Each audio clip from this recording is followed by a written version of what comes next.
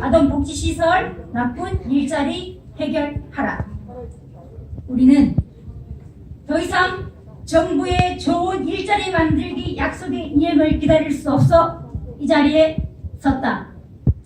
무엇보다 고용 문제와 이를 둘러싼 저출산, 고령화 문제가 우리 사회의 기초선을 흔들고 행복해야 할 가정과 아이들을 고통받게 하는 모습을 더 이상 두고 볼 수 없다.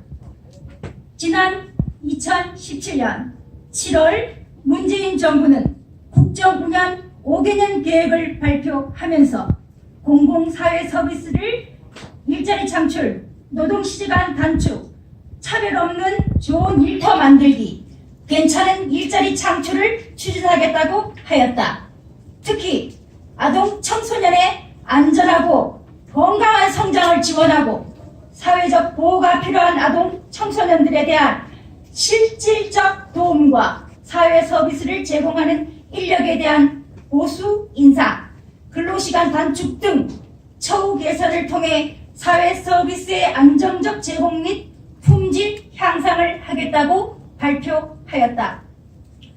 그러한 기조에 맞춰 최저임금 2018년에는 16.4% 상승, 2019년에는 10.9% 인상하여 주 40시간 근무 시 최저임금이 174만원에 맞춰지게 되었고, 근로기준법 개정을 통해 사회복지시설 근로시간 특례 업종에 빠지게 되었으며 근로시간을 52시간 단축하는 노동 환경을 조성하고 있다.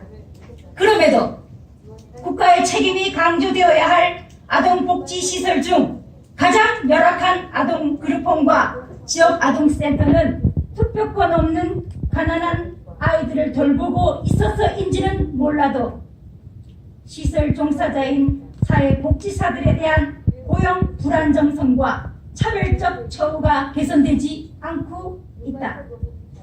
지난 70년부터 민간에서 자발적으로 가난한 아이들을 보살펴왔던 지역아동센터와 아동그룹홈은 2004년 아동복지법 개정으로 제도화되었다.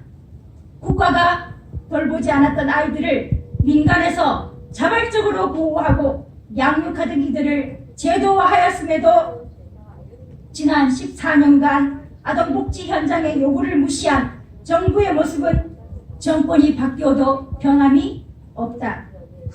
최저임금 수준의 임금비를 받고 있음에도 불구하고 국가보조금이라는 이유로 영세 사업자에 대해 지원되는 사회보험료 지원 혜택도 못 받고 있으며 대부분 이 3명이 일하는 5인 이하 사업장이기에 각종 제도적 혜택 적용에도 제외가 되어오고 있어 아동복지시설에서 일하는 사회복지사는 제대로 된 보호를 받지 못하는, 오히려 최저임금이 많이 올랐으나 그 최저임금 인상 수준만큼 인건비를 올려주라고 지침만 내려 사회복지시설 운영자들을 범법자로 전락시키는 정부의 모습에 아동복지시설 현장은 큰 배신감을 느끼고 있다.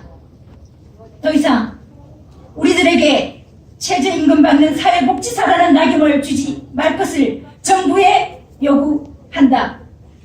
학대, 방임, 가정해체로 인해 누구보다 사랑과 돌봄이 필요한 아이들에게 부모 같은 존재인 사회복지사들이 본인들의 생계를 걱정하며 아동복지 현장을 떠나야 하는 현실을 개선해 줄 것을 요구한다.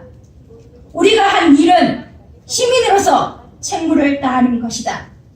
아무리 민간들이 나서서 작은 시설을 운영하여 아이들을 돌보는 것이라 할지라도 국가가 이런 시민들을 착취하고 차별할 아무런 근거와 명분은 없다. 보건복지부와 국회에 14년이 넘는 세월 동안 현장의 어려움을 설명하고 발전 방안을 내줄 것을 간청해 왔지만 현실은 갈수록 암담할 뿐이다. 그러니 우리는 문재인 대통령에게 직을 걸어 달라.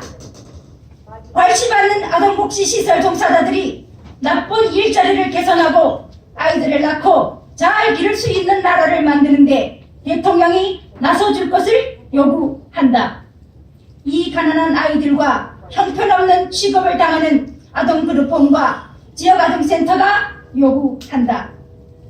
기재부 장관도 아니고 기재부 사무관 말 한마디와 결정 하나면 국민도 국회도 여타 행정부 장관도 아무것도 할 수 없는 나라에서 우리가 그래도 믿고 희망을 걸어볼 수 있는 단 한 사람은 바로 문재인 대통령뿐일 것이다. 일자리를 확충하는 것도 중요하지만 아동복지 현장의 나쁜 일자리들 그 독세를 떼주시라. 정부가 먼저 나서서 차별하고 착취하는 지금의 행태를 당장 그만둬 주시길 간절히 부탁드린다. 우리에게도 직을 걸어달라. 우리에게도 미래를 달라. 가난한 아이들과 전 국민의 1만 2천의 사회복지사들에게 희망을 달라. 2018년 8월 23일 목요일 아동복지시설 종사자 단일임금체계 실현연대 이상입니다.